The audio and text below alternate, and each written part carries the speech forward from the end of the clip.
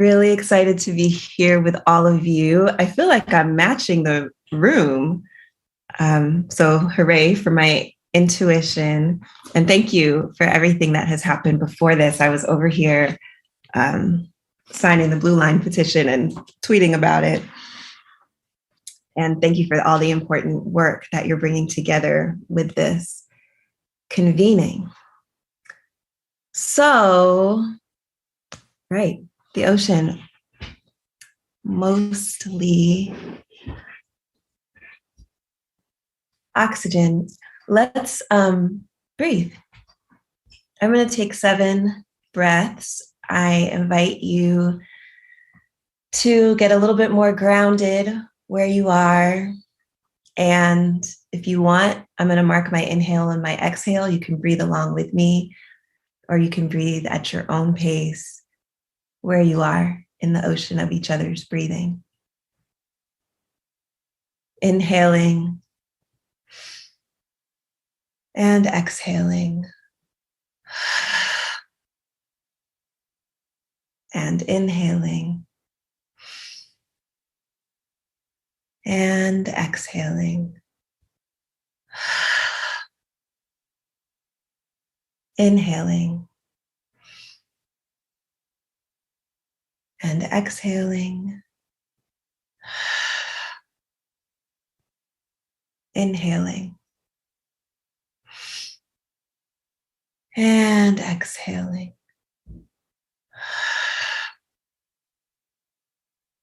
Inhaling and exhaling. Inhaling and exhaling. One more time. Inhaling and exhaling. All right. Here we are. And the other thing that I always do is to dedicate my participation. I invite you to think about who you're dedicating your attention and your participation to in this moment, maybe this whole day, maybe this whole week. Why are you showing up for this oceanic imaginary?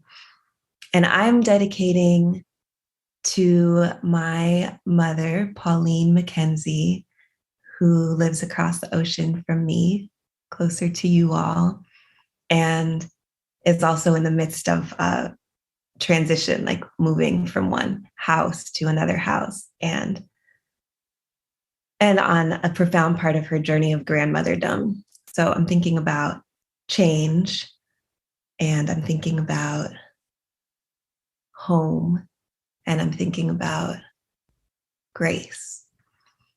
So think of who comes to mind for you, who you might be dedicating your attention to. And Audre Lorde. So I want to read this poem by Audre Lorde. It's called A Question of Climate. It is from the last book of poems that she actually published while she was still alive. Her very last book of poetry was published after she passed away. And that collection is called Our Dead Behind Us.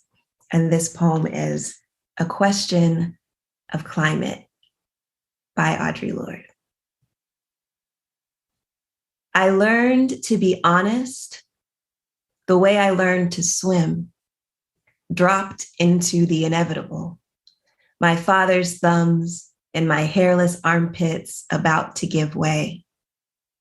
I am trying to surface carefully, remembering the water's shadow-legged musk, cannons of salt exploding, my nostrils rage, and for years, my powerful breaststroke was a declaration of war.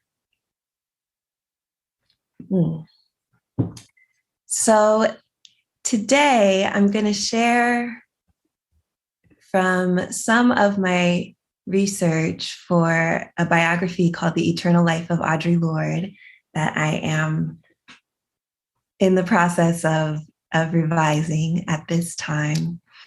And as you just heard, it focuses on Audre Lorde's survival of Hurricane Hugo. And it refers to pictures that I'm not going to show you. I haven't found good reproductions of these pictures that she took in color of the aftermath of Hurricane Hugo. They appear in black and white in Hugo, Hell Under God's Orders, which is, I'll mention it, a book that Audre Lorde and Gloria Joseph and Hortense Rao published, self-published, created Winds of Change Press to publish. But yeah, the actual photos exist. So I'm working on getting them, and you're still going to be able to fully engage them. So here's this. First, an epigraph from Audre Lorde in A Woman Speaks in her collection, The Black Unicorn. But when the sea turns back, it will leave my shape behind. From the ground, there is no picture of Hurricane Hugo, no shape except the shape of her impact, what the land looks like since she has been here, however briefly. So will it be with you. So will it be with me. But what if I could show you who she was in motion, when no one could see anything, only hear the pressure behind the insufficient barriers of safety and home? What if I could show you what she was that lifted sea and sediment, that lifted homes from their foundations, where there was no evidence that she existed, except the breakdown of every pre-existing structure, except that when you finally felt safe enough to walk outside your door, nothing in the world was the same? How can we honor the flood of grief, the wreckage of survival, the calculus of impact that shaped Audre Lorde's representation of the natural and social disaster of the impact of Hurricane Hugo and US capitalism on St Croix? Audre Lorde lived in St Croix briefly, but you can still see her impact. To this day, the St Croix Women's Coalition that she helped found is working to end gendered violence in their community. Audre Lorde lived on planet Earth briefly, only 58 years, but don't we feel her impact everywhere? Do we ever really see ourselves? Does the future see us?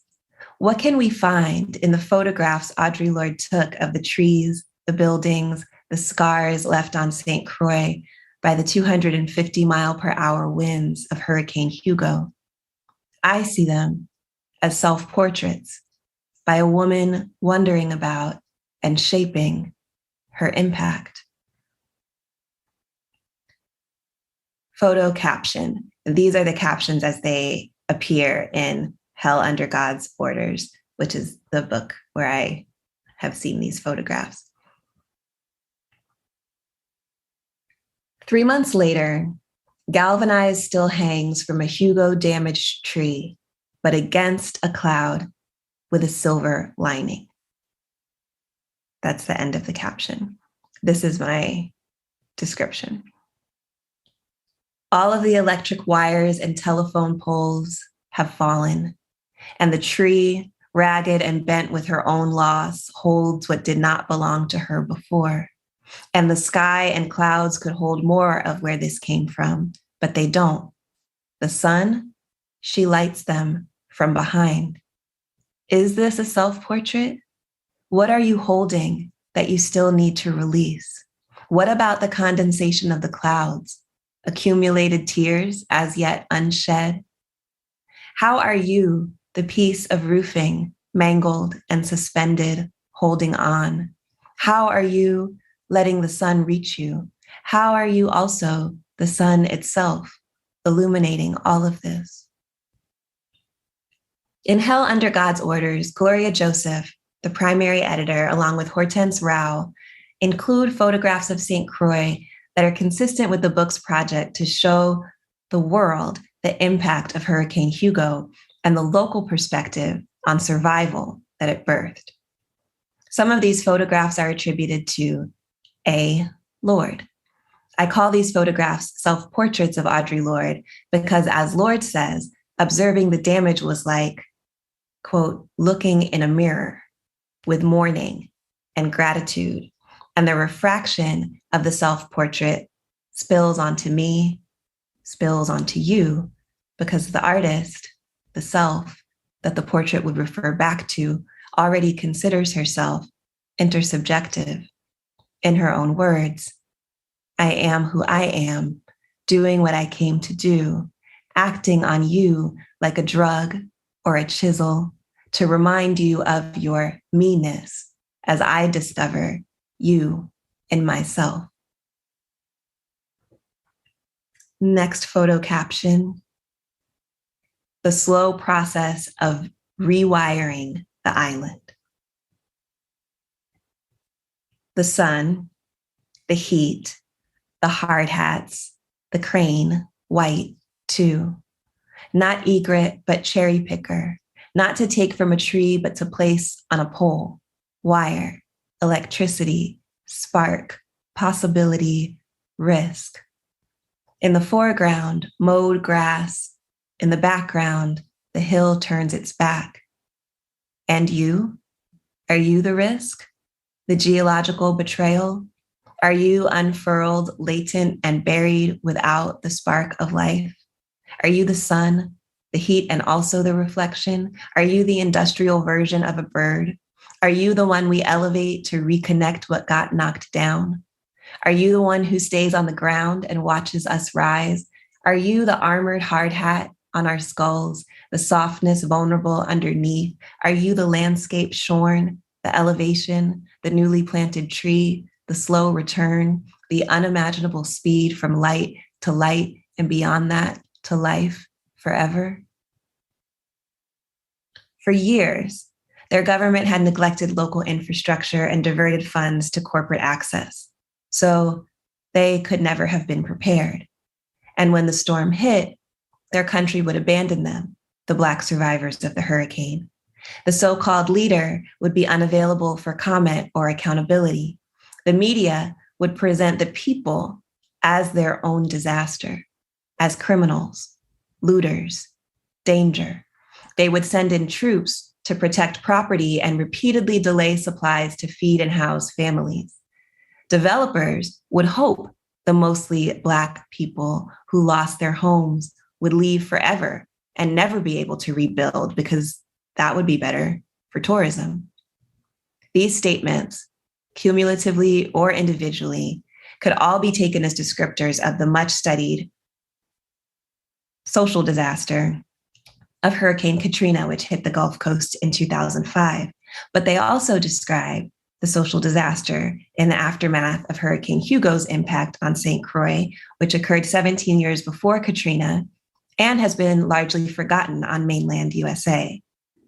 Since 1917, when the United States bought the 4 major islands now known as the US Virgin Islands from Denmark, St. Croix has been a part of the United States. As with its other territories, the US exploits the natural and human resources of the island.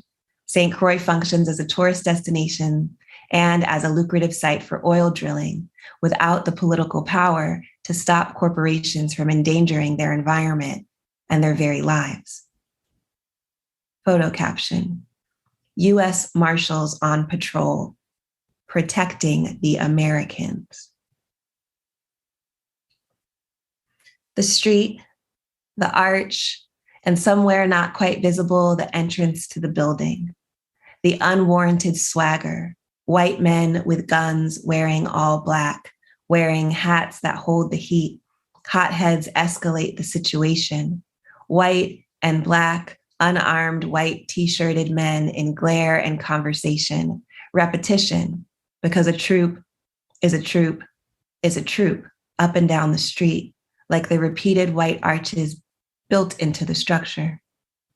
And in the shadows, someone, almost dressed for tennis, turns their back on these white men with guns because they are white too, and so they can. And in the street, a car ahead. And from the camera angle through the side mirror in the frame, it seems like you are framed by your own car window too. How are you inside and outside? How are you privileged and waste? How are you the end and the beginning of the conversation? What bullets do you hold around your waist? What is the curve of what you'll bear to witness? What is the conflict waiting in your veins? What are the horrors you can turn your back on? What versions of you repeat relatively unchanged? What within you absorbs and what reflects? What part of you is bored with your assignment? What face do you know? What face do you make when you know you're being watched? Audre Lorde wrote about Hurricane Hugo in detail and with a systemic analysis because, as she warned in the very first sentence of her essay on generators and survival, those who do not learn from history are doomed to repeat their mistakes. You could say that the aftermath of Katrina was one of those repetitions.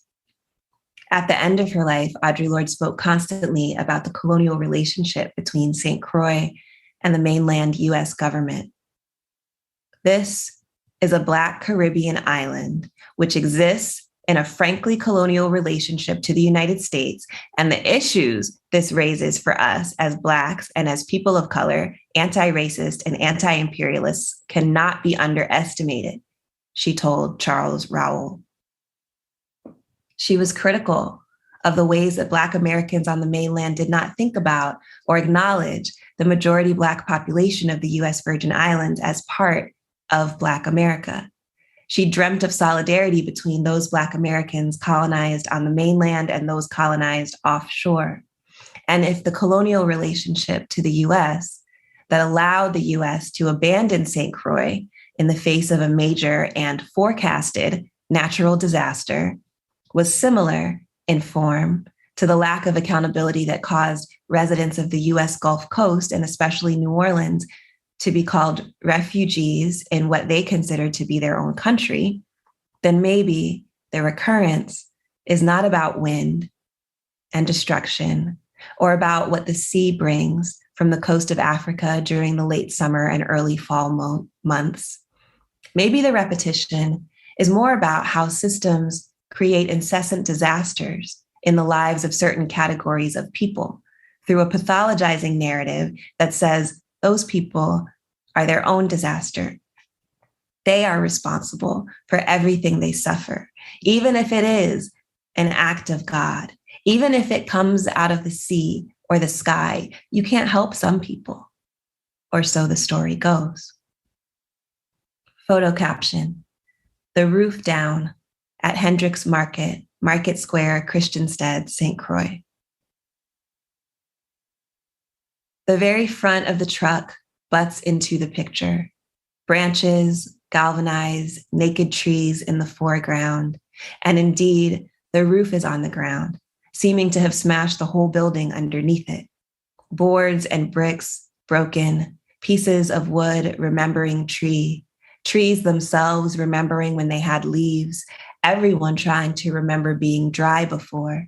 The mountain calmly breathes right where she is. How are you always the galvanized, the ridged, the silver, the percussive, riffing on the sound of rain when you protect us from the sky? And you protect us from the sky until you don't. And what if you refused, went on strike, whipped around everywhere, striking everything in your path? What would we learn from that? How are you the nosy truck that could easily leave here, that could haul away the pieces of what broke if you wanted to? How are you a mode of transport? How are you the roof that held and the one that collapsed? On the days you don't collapse, what makes the difference? What is consistent across the times you keep it together? Are you the kinship between branch and board, joined in the possibility of splinter? Are you the air that took everything and moved it, swift restructuring of the marketplace by you, our Lord? As yet, angered by the money changers, tell me, are you what brings the mighty low? Mountain memory, tell us what you saw. Audre Lorde insists on a more accountable narrative of disaster in her essay of Generators and Survival, a Hugo letter, published in Hell Under God's Orders, that documentary anthology that Lorde and Gloria Joseph created Winds of Change Press in order to publish. Her open letter counters the racist narrative the US media imposed on the survivors, herself included, by characterizing civilians as looters or potential looters and mobilizing to protect property instead of people. Lorde wrote her Hugo letter to counter the pathologization of Black life in survival mode, but she also needed pathology in order to tell her story. She used the narrative of disease, specifically the metaphor of cancerous tumors, to describe the way that unsustainable building, oil drilling, and other colonial practices impact the environment and how these capitalist extractive practices threaten human life more than natural disasters do. And of course, by increasing the impact of natural disasters. Photo caption. The famous old banyan tree in Frederiksted, downed by Hugo. The buildings are small, but the tree is massive. And if it had landed on either building, that building would be flat. The hospital sign leans helpless. The hospital itself is out of frame, but it failed. And the sick elders had to be airlifted elsewhere without dignity or choice or communication with family or caretakers. And the roots of the tree, though old and deep, were not thick enough to keep change from putting the tree on its side. From this angle, the tree branches and roots both touch the sky in a wide half circle, a crown reaching for more than air, a stretch, a reach, an open circumference. How are you the boarded houses in the background, once shaded and now reckoning with light? How are you the leaning sign that healing is not held by a building, but built in your being? How are you the iconic tree now meeting the earth differently? Are you the crown, the crowned, the encircled, the reached for? Are you the fallen giant showing all of us our limits? Are you the strength of roots that won't let go? Cancer is not an easy metaphor, nor one that Audre Lorde could choose lightly. She survived Hurricane Hugo while also knowing that 2 tumors in her own liver caused by metastasized breast cancer had recently returned, despite the fact that she had healed 2 tumors through naturopathic methods in the preceding years. So when she says, quote, driving into town is like looking in the mirror after recovering from a near fatal disease, she's speaking from experience. The word near has multiple meanings. This sentence becomes part of the epigraph for the entire section of the book called Coping, when she and Gloria Joseph publish her letter in the anthology. For Lorde, cancer is not only a pathologizing metaphor for the malignancy of capitalism in our lives and on the face of the earth, it is also a warning about the bravery it takes to look at ourselves and what we have survived and what we are surviving. Lorde uses the metaphor of disease to describe extractive capitalism and also to describe how she sees herself and her changed environment. It is the best way she can describe the grief of survival. For Lorde, surviving the hurricane and living with cancer are not separate, in the same way that she refuses to be separate in other areas of her life. She refuses to be separate from her pathologized Afro-Caribbean community, but she also refuses to let the readers and witnesses fool ourselves by thinking that the disaster of capitalism only lives outside of us. Photo caption. 1 week later, a Gallows Bay street scene. Tall poles lean away from each other. Is one a power pole? Is one the mast of a ship? 2 people lead 2 horses forward. Where? Puddles remain, reflecting what light there is now. Cars parked along the sides of the street face away from the camera. The horses take up the middle of the road. At the side of a 2-story building, trees stand, branches askance. There is something big and broken in the distance up ahead. How are you the horse, outliving car? How are you the thirst for movement without gasoline? How are you the polar opposite of you, leaning away from your own power, leaning away from your own journey? How are you the puddle? Proof that this asphalt has some tangible depression that can hold what fell. Are you making love to concrete by showing what it is not? Are you the invisible revelation of the pre-existing faults? Are you the broken future that everyone is walking towards? Or is this you, the thick air soaking us with memory and rot, making us into our softest selves? This is a quote from Audre Lorde's poem, Power. I have not been able to touch the destruction within me, but if I do not learn, I am writing this in the time of repetition. We didn't learn enough from history. I wrote this at the end of hurricane season, 32 years after Hurricane Hugo to the day.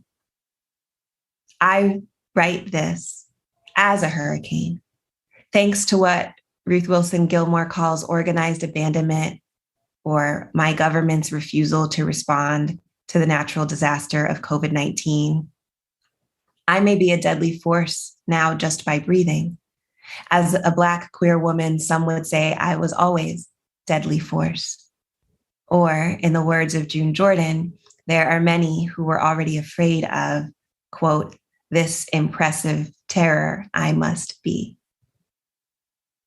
I wrote this and I write this as a hurricane in a season of incalculable destruction, the wreckage of a fatal disease many of us carry without knowing it, a disaster invisible except by its impact, the millions dead and sick, the indeterminate number indirectly killed, like my cousin, whose cancer was under control until her treatment pattern was interrupted by too little, too late COVID protocols.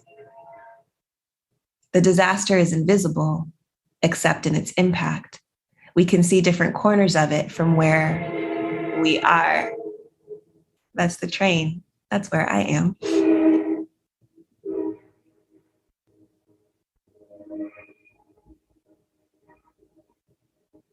We can see different corners of it from where we are, isolated and seeking shelter, while what should have never been here falls apart. Photo caption. Residents getting their drinking water from military desalination unit at the Christiansted Wharf. A white woman bends over, looking at water jugs on the ground. Her hands are behind her back. Can she move water with her forehead? The desalination unit looks like a tank, not a water tank, a war tank. The buildings in the distance look small in comparison, and the clouds in the sky are not offering what you need, which is water. Though not so long ago, the heavens opened and soaked through 90% of the ceilings on the island, the clouds in the sky are empty laughter and do not offer what you need, which is water. So the people have to drink from the sea. How are you a mechanism for getting the salt out? How are you still making us let go of whatever components of our compound makeup stop us from hydrating the future, cleansing the collective? How are you the homes in the background, home itself made small by need, home yet unimaginable until we overcome our drying mouths and speak? How are you the white woman with her hands behind her back? Is whiteness the problem of not knowing what to do with your hands? not knowing how to lift what's right in front of you? Or has the water always been too heavy to move alone? What part of you is waiting for someone else to do what is necessary for your life? What part of you is waiting for me? If you were here, you could not see my face. I would wear a mask to respect your life now that it is too late. But you would see who I am. You would see who you are. These tiny airborne hurricanes insist on what I never wanted to admit. The destruction is within me. The destruction moves within us, through us, as us, visible only by what we build, which is destruction, visible only by what we destroy, which is everything. The fatal disease is only a mirror.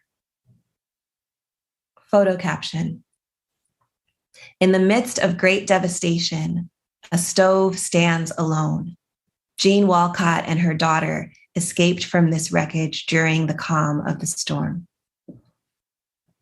The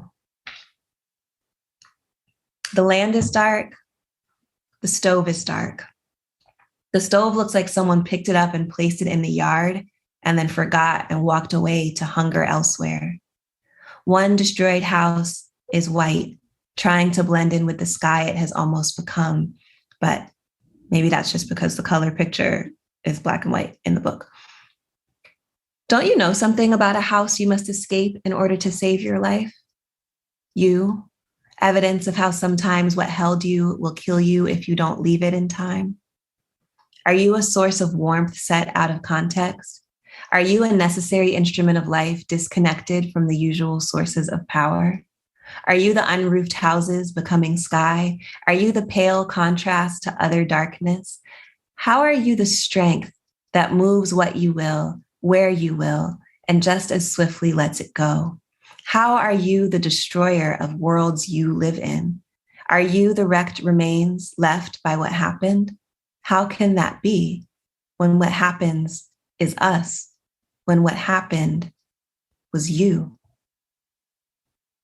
The questions I ask as I wonder how these pictures of hurricane wreckage, military occupation, and survival can be portraits by Audre Lorde of Audre Lorde are also questions for myself. What can I learn from, through, as destruction? The diviners told Audre Lorde she was a daughter of the Yoruba goddess Oya, the winds of change, queen of the graveyard, soul of the storm, warrior mother helixing through generations. In the lives of the faithful, those of us willing to offer anything, Oya promises to destroy whatever in our lives is blocking us from our highest destiny. In her Hugo letter, Audre Lorde brings the wrath of Oya down on capitalist development in general. Quote, Hurricane Hugo was a terrible natural disaster, but nature heals herself. It is what we inject into her, like tumors that fester and grow loathsome without constant attention, refusing to self-destruct because out of our twisted wisdom, some fantasy of bloodless immortality, we have created them as if they would last 1,000 years. But wind is our teacher. Photo caption. The morning after Hugo, the VI seaplane shuttle came to rest in the yard of the Watergut homes. Upside down. The plane is on her back looking up at the sky she would usually slice through. The lopsided branches that remain in the palm trees archive the storm's last and most destructive direction of breath. Broken. The extremities of aircraft, the apartment complex trashed and barely standing. How are you, the grounded airplane, finally admitting you are not above it all, struck by the reality that this is not a vacation, this is a commitment? Are you the yard, receiving arbitrary and impossible gifts? Are you the trees, evidence of what rage or change has done that cannot be undone? Are you the wind itself, demanding a complete overhaul? Are you the juxtaposition between home and flight, loyalty and a meaningful disruption? Audre Lorde wanted us, the people who would live after her, to study her life, but not to hold her up in praise as an example of how life should be lived. On the back porch, in a recorded conversation with Gloria Joseph, she insisted that she really wanted people to learn from her mistakes, and more importantly, how to learn from our own mistakes, our contradictions, our terrors, our destructive relationships. She thought insight into the practice of learning from all the damage we survived and inflicted was her lasting gift to those who would come along. Gift received, regifted. Photo caption. Entrance to University of the Virgin Islands. Some classes were resumed at the St Croix campus 6 weeks after Hugo, thanks to a heroic cleanup effort of staff and students with help from Hess Oil Corporation. Thick coconut tree in the foreground, tangle of branches and overturned smaller trees in the back. In between the sign, University of the Virgin Islands, welcomes or protects or stands as a marker that knowledge persists. A small shelter with only a corner of walls holds tables. A puddle is visible in grass, as is debris from the surrounding trees. No students yet. How are you the sign, the remnant, the marker? Do you hold the line for how we might unite? Are you a banner for what we might be? Are we the quality of the universe? And would you call that universeness or university? The practice of being the universe is not yet done. Are you the tall tree that shows nothing of leaves or branches or fruit? Are you a stable foundation on land, no matter what is going on in your head? Are you the pieces scattered here and there that we must now pick up? Are you the puddle? Excessive libation, legacy in which we might splash you, small house for the arrivants who seek shelter within your corner, place for us to sit together and affirm that though there is no gate, we reach. What are you learning now? So how do we learn from the history and presence of disaster?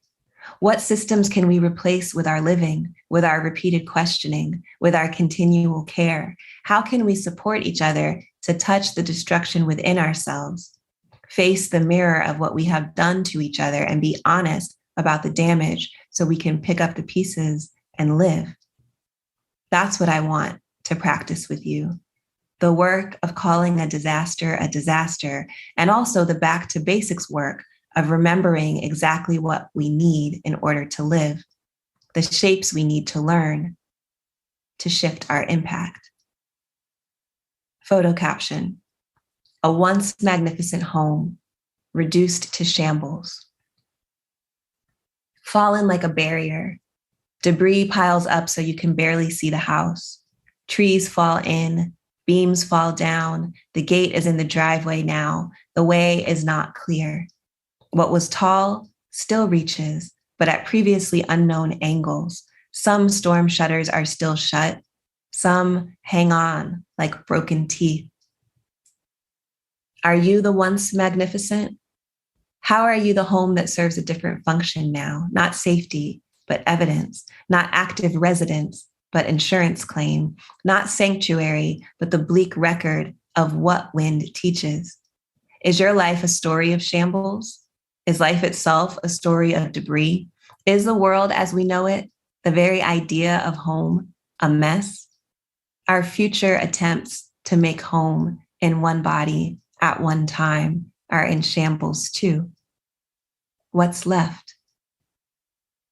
Photo caption: back to the basics. No Saturday afternoon or Sunday picnic. This is cooking for survival. Gloria, over a makeshift fire, pots on cinder blocks, wreckage all around. A wall, a doorway, part of the roof, gathered coconuts on what was the back porch, yard brush at the side, Gloria in the bend and focus of refusing to let you die. This must be you. The love that bends Gloria into grace, sets her face on critical machete focus. Yes, this is you. The salvaged meal, this rough-earned miracle, finally, you, wet house to live in, barely holding its shape, exactly you. Living space, cleared of brush and debris, I see you. Cherished, gathered, fruit, still holding water. Thank you.